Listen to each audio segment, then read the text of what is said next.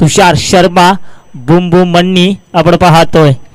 या खेळाडूची नेहमी चर्चा होत असते.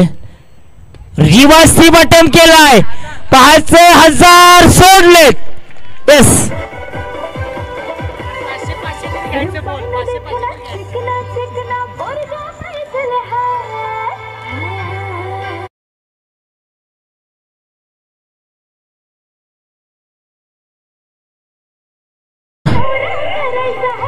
काय हा घेतलेला निर्णय, तो घेतलेला निर्णय फायदेशीर देखील ठरतोय.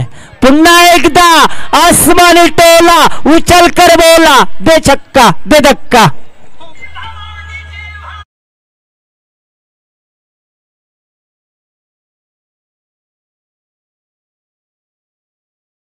बाकी आहे आणि कतवरती केलेलं आक्रमण आपण पाहतोय.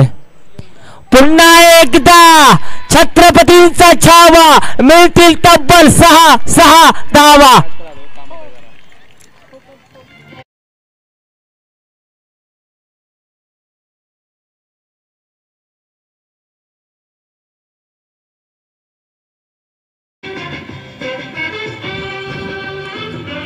घेत नाहीये. 26 या धावसंख्येवरती संघ जाऊन थांबलाय. तुषार शर्मा पुन्हा एकदा आणखीन एक फटका सजवलाय.